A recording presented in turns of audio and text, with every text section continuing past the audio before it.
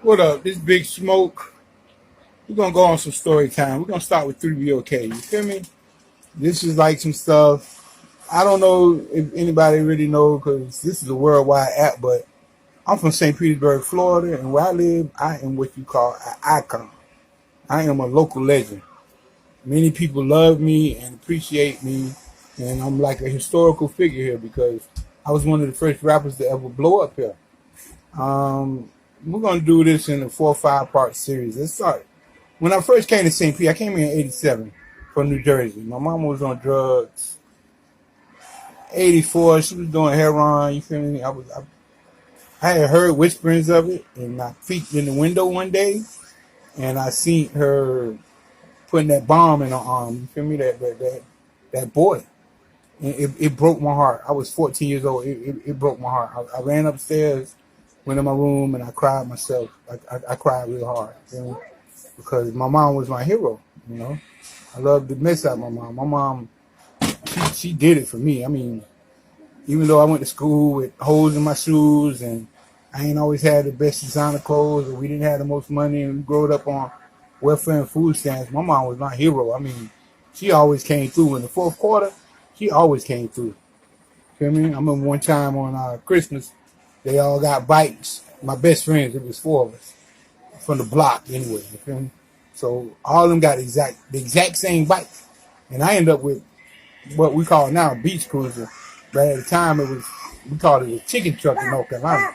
It was like a joke. It's a chicken truck. So my mom always came through. She took that back, and she ended up giving me a 10 speed. And I used to love that 10 speed. I used to always like every week I get something for it, like a bottle thing to put my bottle in, or some mirrors on it, or like I was upgrading that bike. I loved that bike until somebody stole it. But that's another story. We ain't even on that. We just talking about my mom was my hero. You know what I'm saying? When I found out she was on drugs, that broke my heart. You feel me? Like, that broke my heart. I ain't gonna lie. But from that point, we moved to New Jersey, and I had been going to New Jersey. Well, she was born in New Jersey, so our family was from there. Most of our family was there, and I had been going to New Jersey for about 2 years now, babysitting my cousin, which is named Phil Ivey. He's worth $100 million. You can Google it. He's the best poker player in the world. His name is Phil Ivey, and we're gonna stop there. We're gonna start back on those trips in New Jersey where I babysat Phil Ivey. Peace, Big Smoke. I'm out. Part 1.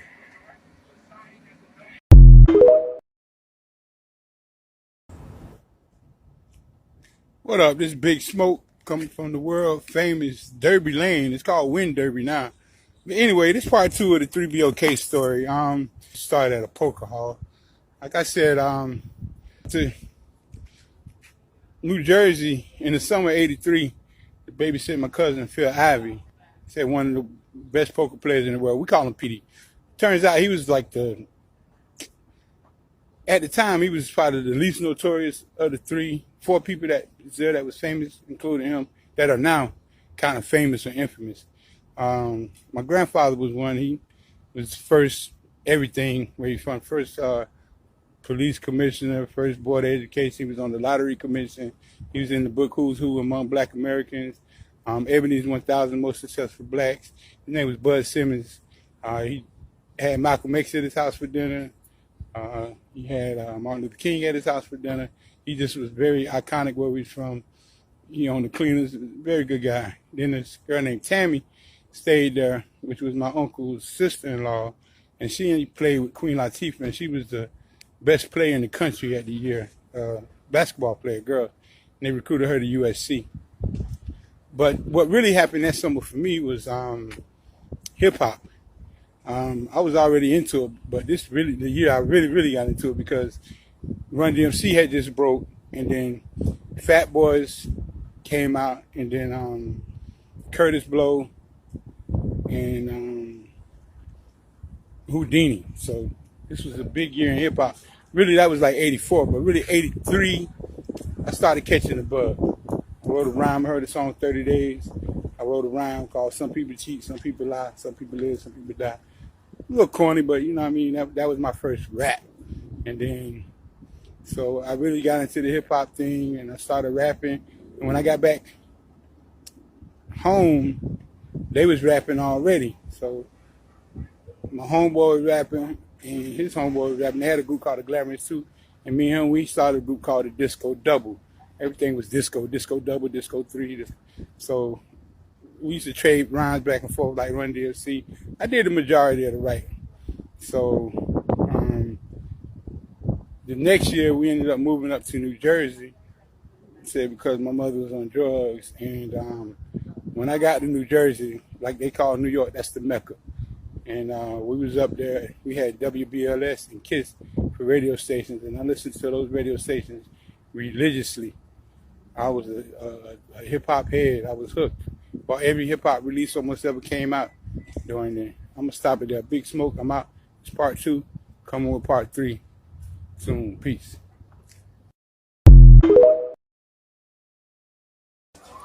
Here we go. This 3BOK story, part 3. Part 3. We left off. I just got to New Jersey. Well, let's go back to North Carolina. Okay, so I was in North Carolina. We had a disco double. We did talent shows. I'm so old I had my own Roxanne song. So we did a talent show. We did a Roxanne. That was me, my homeboy, and his sister. And we had a version of Roxanne, which everybody did back then. It was like 50 different Roxannes came out. So we would record by playing an instrumental on the record and then rapping into the boom box while the instrumental played. So I had a bunch of these little tapes that we did. So I got recordings that go all the way back to when I was 14, 15 years old. And I know we used to rap over like It's Yours, Suck MC. You know, like I said, I was a hip hop head. So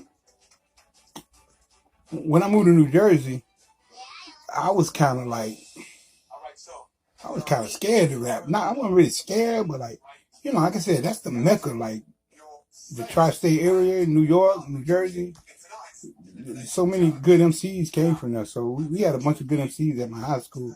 So I never really would bust. It was just like a little secret. But I was trying to catch my foot as a solo artist. So I would be making all these little rhymes and stuff. And I didn't ever really get off up there too much. You feel me? But one good thing happened was I was getting such a good education. All these groups was just starting to come out. I seen LL before he ever made an album. Rakim had just came out. I went to see him at Club Sensation.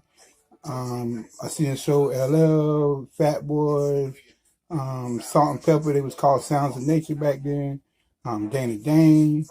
So I just was like so immersed in his music. Like I said, I used to listen to BLS and KISS every weekend. And one week, the end of the show, it'd be Bismarck. I seen Bismarck before he bust off too, before he ever made it hot. I went to go see this group called Word of Mouth.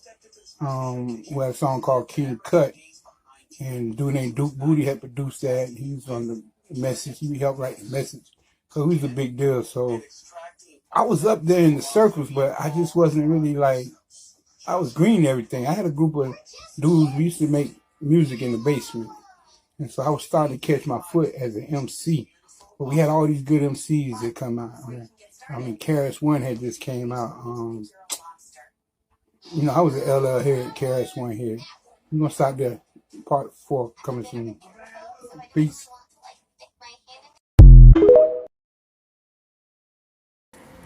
3BOK story part 4.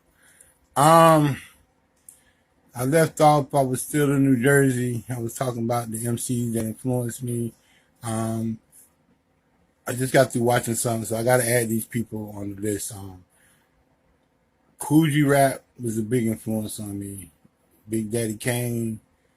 Like I said, it's just so many. But I loved Run DMC. Oh, I was messed up by Run DMC. So I mean, that's my favorite group ever. I got to meet Run a few times. You know, so that. But what I want to talk about in this video, the reason why I didn't get really too busy on the mic those years in New Jersey, that was what, 85, 86, because this is an important part of the 3BOK story. I played basketball. And when I was young, you either had a dream of making it into the NBA or the rap game. And so mainly it was sports because rap still was growing. It still was kind of in its infant stages. So I played basketball and I really took off when I got to New Jersey.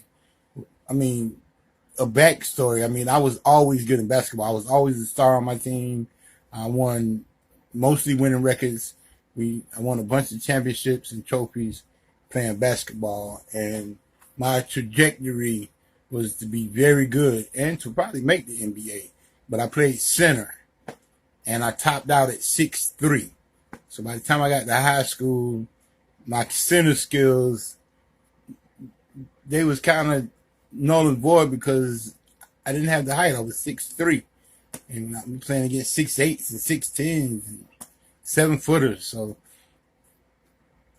to go a little quicker, so I took off when I got to New Jersey. I made the varsity as a sophomore, but I knew they weren't going to be good.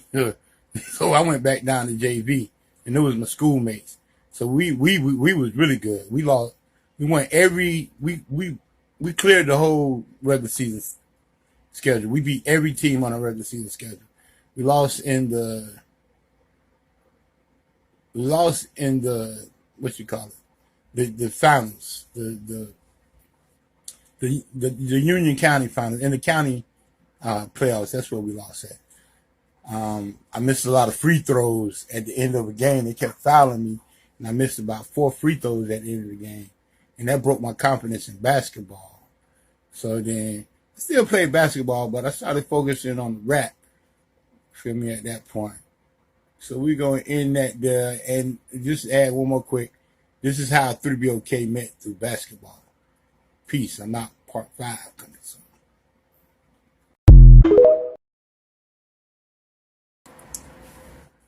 What up, TikTok? This is the 3BOK story. This part 5. So we're gonna start with, all right. So New Jersey. I'm trying to get out of New Jersey and get to Florida, but I got to stay in New Jersey just for a quick little second. Another good thing happened when I got to New Jersey. I was the vice president of the sophomore class, and so then that led to me getting put in this other program called the Alateen. I want to say it's Alateen, but it's like a drug program. It's for like kids that came from parents that was on drugs. So their theory was, we're going to take these high school students, take them down to the middle schools to talk to the kids about staying off of drugs and stuff, because they figured it would be better coming from their peers. So, all right, let's leave out of New Jersey. I come down to New Jersey my senior year, the summer of my senior year. I come from New Jersey to Florida. My mother had got herself together, cleaned up, moved to Florida. So we relocated. We brought my sister with me, Donna, and I was supposed to set her up here with my mama, spend the summer with my mama, go back up there, finish my senior year, hopefully get a basketball scholarship, go from there. But that wasn't going to be my fate. Once I got down here and reunited with my mama, I just had to be with my mama. I love my mama to death. So I couldn't leave her side. I had to be the backbone for the family at that point. My sister had just a teeny bit of a rift because of the separation. So I had to be the glue to keep the family together. So when I got down here, it was just like fun as hell. But, crack had just hit. So where I lived at in New Jersey, they called it Crack City. But that wasn't Crack City. This was Crack City. St. Petersburg, Florida. And all the conversations was who was strong in the game. Legends like Jed and Romeo and Wonder Man. And, it was just like people that was getting that money here. And it was either you was selling drugs or doing drugs. And I did both. I started selling some drugs when I got here. And then I started doing drugs, like smoking weed and fucking like sniffing coke and just craziness. And I ended up failing my senior year. But I played basketball that year, and I met this dude named Rod Solomon. He was 6'9", and he had a brother named Eddie. and we got tight. We was tight like glue. All we did was just ride around. It was like 10 high schools. We had like girls at almost every high school. And so we're going to stop right there. This is the origin of 3BOK coming. Peace. 3 Bach Part 7. We're going to call this 3BOK Part 7. I'm going to skip the 6. I don't like to do nothing on the 6, even though it's really like the 6th one. But anyway, so I met Rod and Eddie on the basketball team, and Tony Andrews. 3BOK was Tony Andrews. He was my DJ, and Eddie Solomon, he was my sidekick. He rapped along with me, and he did ad-libs, and he danced, played instruments. A brilliant brother. Okay, so my senior year when I got here, like I said, I failed, so I got into a little racist incident at Pinellas Park. A lot of these things is important to the story. So the lady basically said, y'all go back to where y'all from. We was waiting after practice for a homecoming football game to start. And we was clowning. I was a little wild little kid when I was young. But still, she didn't have to say that. So I threw a little fit, started throwing my bag, cussed the lady out. So then basically that put me in bad standing with these white people. So they blackballed me. They messed up my grades. Who was in control of my grades was the basketball coach. He made it where I couldn't play on the team. So I ain't played the first half of the season. Second half of the season I came, they was solidified. They was doing pretty good. And they stuck me in at the end of the game one time. And at the end of the day, was getting blowed out. So when the coach kept calling me to come in the game, I just threw him. I hadn't got dressed, came and threw him my duffel bag, told him I quit just in the middle of the game. So that was the end of my basketball career. So at that point, I had to start rap dreaming. So I started rap dreaming. So then the next year, on my second year, I tried to do everything right. I got good grades. I got my 3.0 GPA. I went to prom. I started rapping at all these talent shows. Every time I would rap, I'd look up. Eddie and Tony would hop on stage with me because Rod had went to college. So now it was just me, Tony, and Eddie left. And so, wow, it was like, man. So we had came up with this group, 3BOK. It was a play on these fraternities I grew up with in North Carolina high school. They had Dogfight Dogs, K59. And so we just wore shirts every week that said 3BOK. It wasn't a rap group. It was just like a little fraternity in our high school that was just like a symbol of our friendship. 3BOK, Three Brothers of Knowledge. And so that's how we got the name 3BOK, Three Brothers of Knowledge. Peace. What up, Big Smoke? 3BOK story part 8. I'm trying to tell the story as fast as I can. I'm getting stuck on certain things because they're important to the story. So I'm trying to tell my story.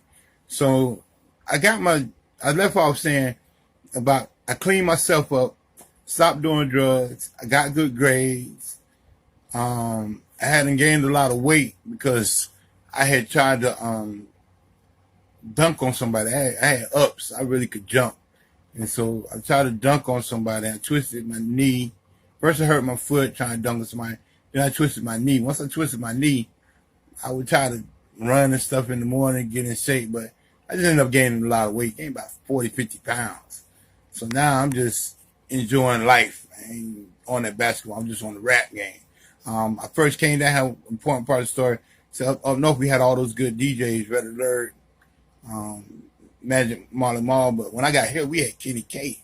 So I'm looking for hip hop. We had the worst radio. Like, we had WRSB, but on FM, we ain't had no black stations.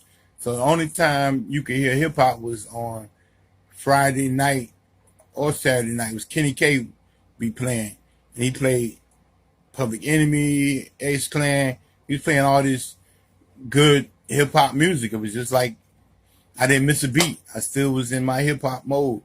And so, but down here, the music was booty shake. like Two Live Crew, Shy-D, Gigolo Tony, Gucci Crew 2. So I had to get used to the change of beat. So, I was really still into the hip hop. But eventually I learned to love it. I used to love Choosing Bowls by Gigolo Tony. I used to love Do What Did It by Two Live Crew, Move Something. I loved a lot of those Two Live Crew records. So I was really getting into the Florida scene with the rap. And then I started rapping at high school during lunchtime. And then, everybody was loving that. And then once I graduated, I started doing demos, and I was trying to get into the music game, like really trying to get it. I met Robin Ray. That's a big part of the story. I met Robin Ray at Pinellas Park. They eventually they wrote some music for Jodeci. They were signed to Uptown Records. They made the Squirrel. Let me see you, Squirrel. So they're a big part of my story too. I met them at Pinellas Park. Robert played on the basketball team too. So we're gonna leave that out. I'm at the part where I started making demos. We're gonna stop right there. That's a good place to stop. Peace. Ma. What up? It's Big Smoke coming to you with part 9 of the 3BOK story. I'm gonna start this one where I was at Pinellas Park, and so I was doing the shows and met these dudes named Rob and Ray. Now Rob, he played basketball with us. They invited me to their house one day. They actually had a church in their backyard, but in the backyard of the church they had a recording studio. So I knocked out some of my first demos there. One of them was "This Is My Vision of Television Religion." That was a hot song I used to perform in churches. Way back then I was doing gospel rap. Talk about 89, 88, 89. And then I had this one song called Crucial, which I did with a dude named Bull.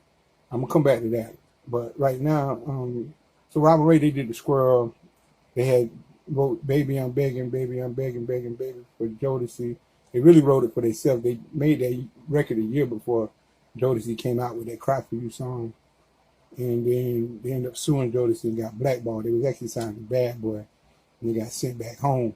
But I got a lot of game from them, so they taught me how to do demos and try to shop the demos. So we was doing demos. So then one time I did a studio session. When I came out up there in Clearwater, I wish I could remember the name of the studio, but it was a big studio for back then.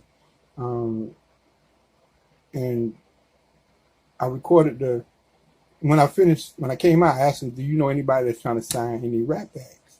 They said, "No, but this white lady, she wrote this song called The Lottery, and she wants somebody to rap it." And I was thinking, dang, I wrote a song called The Lottery. I'm a real MC, I ain't about to rap nobody else's lyrics. So she hooked us up. He hooked me up with the white dude. He had made a 45. He was the one that was the middleman between me and this lady named Lois. It was a lady, she was in a wheelchair. And so here we go with the racist thing again. He said something racist to her about us, like they just little black boys, we just gonna take advantage of them type stuff. So me and her connected real good. We ended up exiting him out when we made the record. We ain't sell a lot of copies, but we put it on a single, and we bought too many records because you had to get records to DJs, but everybody was playing tapes now, cassette tapes. So we sold a lot of tapes. Camelot, we sold them everywhere. We sold a lot of records or tapes, and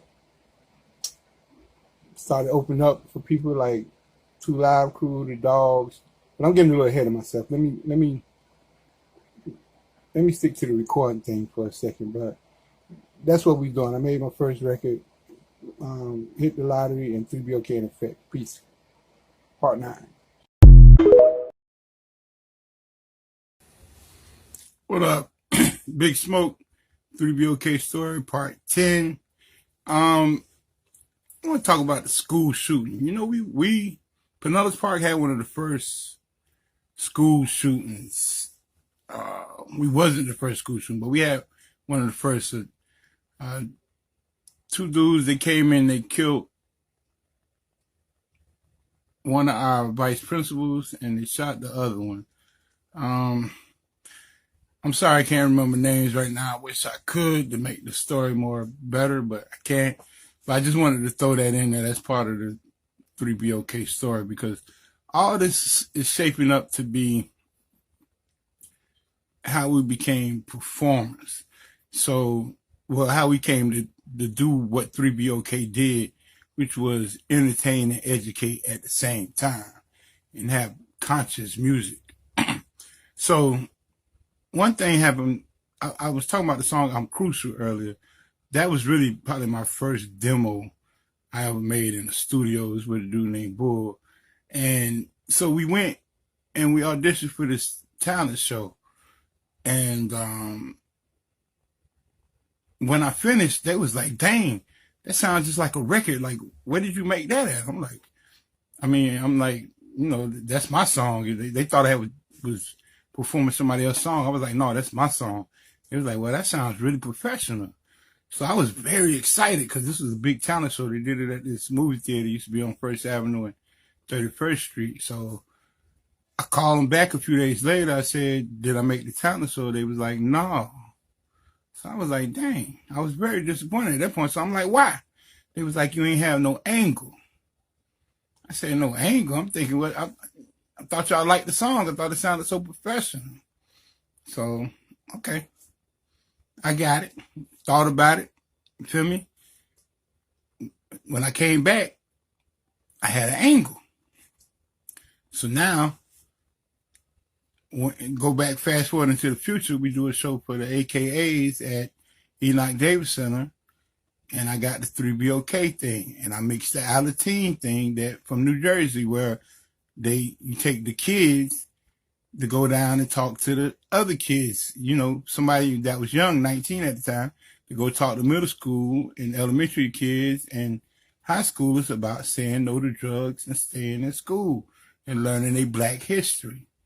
Therefore, 3BOK, that's where we started. That was our thesis. So there you have. Now we have a thesis. We're moving forward. We're starting to do these little shows. And I'm coming back with the rest in part 11. Peace.